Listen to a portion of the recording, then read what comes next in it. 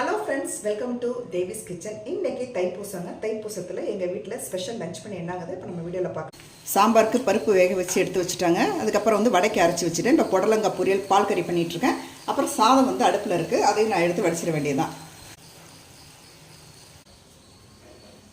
சாம்பாருக்கு மஞ்சள் போட்டிருக்கேன், பெருங்காயம் போட்டாச்சு. இப்போ மிளகாத்தூள் போட்டுக்கிறேன்.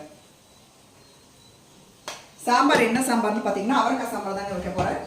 இன்னும் அதை காய் கட் பண்ணதுக்கப்புறம் நம்ம குழம்பு வைக்க ஆரம்பிச்சிடலாம். இப்போ பருப்பு கொதிச்சுக்கிட்டு இருக்கு. மிளகாய் பொடி போட்டிருக்கேன், மஞ்சள் பொடி போட்டிருக்கேன், பெருங்காய பொடி போட்டிருக்கேன், பூண்டு போட்டிருக்கேன். எல்லாம் வெந்துக்கிட்டு இருக்குங்க. வெந்ததுக்கப்புறம் பார்த்தீங்கன்னா 2 கொதி கொதிச்சதுக்கப்புறம் நம்ம அவரைக்காய், தக்காளி, வெங்காயம், அவரைக்காய் எல்லாம் போட்டு நல்லா குழம்பு வச்சுட்டு அதுக்கப்புறம் தாளிச்சு விட்றலாம்.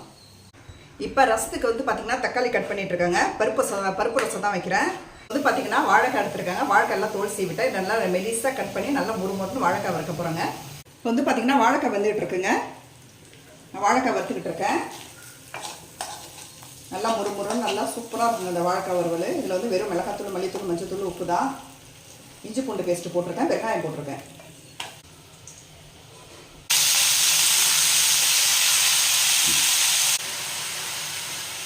பார்த்தீங்கன்னா கீரை பொரியல் ரெடியாக போதுங்க. கொஞ்சம் தண்ணி ஊற்றிட்டு ஒரு 5 நிமிஷம் கொதிக்க வச்சேன்னா கீரை ரெடி ஆகிடும். வாழைக்காங்க வறுத்துக்கிட்டு இருக்கேன்.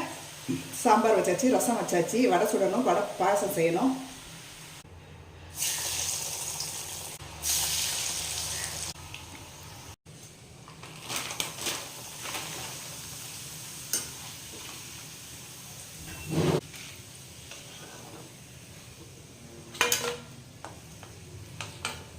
ஃபைனலாக தைப்பூசத்துக்கு சமைச்சு முடிச்சிட்டாங்க. நம்ம என்ன சமைச்சிருக்கோங்கிறத இப்போ பார்க்கலாம். ஃபஸ்ட்டு பார்த்தீங்கன்னா நல்லா சூடான சாதம், அதுக்கப்புறம் மசால் வடைங்க. இது கேரட் பாயாசம், இது முளைக்கீரை பொரியல், இது பசும்பால் கெட்டி தயிர், இது அவரைக்காய் சாம்பார், இது பருப்பு ரசம்,